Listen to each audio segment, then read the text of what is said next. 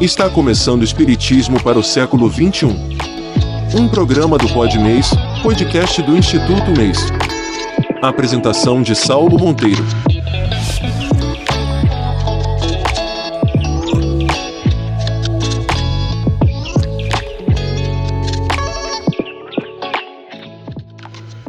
Gente querida, muito bom dia, boa tarde, boa noite. Eu sou o Saulo Monteiro. Está começando mais um podcast aqui do nosso Matéria, Espírito e Sociedade. Como você está hoje? Eu estou interessado em saber, desejando que você esteja bem, mas também quero te dar uma dica. Se não estiver tudo bem, vai com calma, viu? Não fica desejando estar bem o tempo todo, porque aqui nesse planeta que a gente vive, isso eu desconfio, nem existe, sabe? Eu tenho gostado muito desse exercício aqui e o retorno de vocês é sempre muito importante. Dessa vez eu vou começar comentando um ponto que foi objeto de alguns comentários quando nós conversávamos em um outro canal acerca do assunto casamento. Para quem está chegando agora e ainda vai pegar o estudo em sequência, eu citei Kardec lá no início quando estabeleceu o chamado caráter progressivo da filosofia espírita.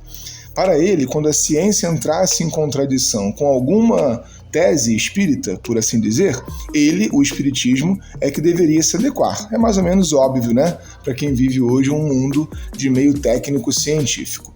E só não é tão simples quanto deveria ser, porque aqui no Brasil, o espiritismo se consolidou exclusivamente como religião.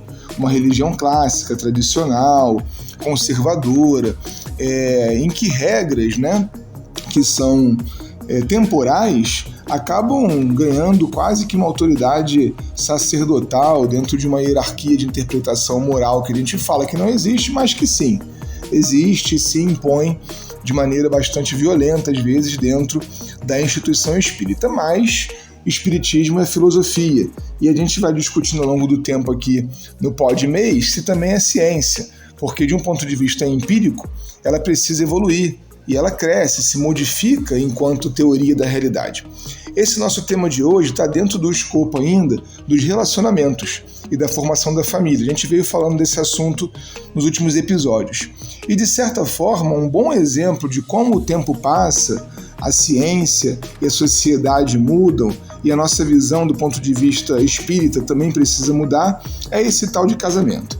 Eu vou começar aqui pela 695 do Livro dos Espíritos, onde está anotado desse jeito. Será contrário à lei da natureza o casamento, isto é, a união permanente de dois seres? Percebam que a pergunta de Kardec, ou a maneira como ele formula a questão, porque não necessariamente, como nós sabemos em termos de método, ele fez uma pergunta a um espírito diretamente, não é bem isso, né? Hoje nós sabemos que não, mas a pergunta parte de um pressuposto do casamento como lei social. Ele está perguntando, o casamento, que é uma coisa social, é contrária, né, à natureza? E a resposta que ele registra aqui é que o casamento é um progresso na marcha da humanidade, conforme foi dito, né? No item seguinte, a gente lê um comentário seu, na 696, portanto. O estado de natureza é o da união livre e fortuita dos sexos. O casamento constitui um dos primeiros atos de progresso nas sociedades humanas, porque estabelece a solidariedade fraterna e se observa entre todos os povos, se bem que em condições diversas. Para o nosso comentário dessa conceituação espírita de casamento, se é que eu posso dizer assim, quero lembrar de cara, ou relembrar, que ele é uma instituição humana, mutável, social, que vai se dar conforme um lugar e um tempo. Como o texto aponta, a lei divina que está por detrás desse fenômeno é a solidariedade, a união, filhotinhos do amor. Esse sim é uma meta espiritual, atemporal, permanente, o amor. As condições em que o casamento se constitui, gente, ao longo do tempo vão sofrer, é claro, influência do progresso social, das garantias de direito, de liberdade, que o tempo veio nos oferecendo. Então a gente precisa lembrar, o casamento não é uma lei natural, obrigatória, essencial. Não foi isso que disse o Livro dos Espíritos. Eles ensinam que é uma lei humana que denotou em certa época um progresso social, um avanço. Parece não fazer diferença, mas faz muito. Por exemplo, já houve época em que casamento era exclusivamente um negócio, um status, manutenção de poder. Já houve tempo em que a mulher, através dele, era formalmente tida como propriedade masculina, horrível, lamentável. Em outro momento, e até hoje em certos países e dentro de culturas religiosas específicas, o casamento era indissolúvel, para sempre, não se pode separar. E tudo isso era ou foi legal, percebe? Legal do ponto de vista humano, da lei. Se o Espiritismo referenda qualquer tipo específico de casamento como lei de Deus, é claro que todas as injustiças passam a ser também de responsabilidade sua. Porque o casamento é a união de seres. E essa união, ela se inicia no amor, no cuidado, na parceria. Essa é a essência. A forma como a união desses dois seres, ou mais do que dois, vai se dar, pouco tem a ver com a tese espírita, desde que ele esteja bastando aqueles que o escolheram daquela forma em um sentido afetivo. A gente entende do ponto de vista espírita que há progresso na união afetiva dos seres, não importa a forma como isso vai se dar exatamente.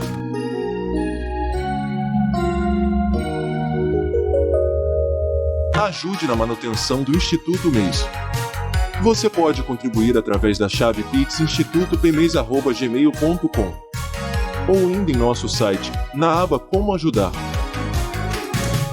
E lá no 697, na continuidade do Livro dos Espíritos, a gente vai ver que as leis humanas são mutáveis e que não podemos nos basear nelas para entender as leis de Deus. Isso é importante demais. A gente não sabe nada sobre lei de Deus.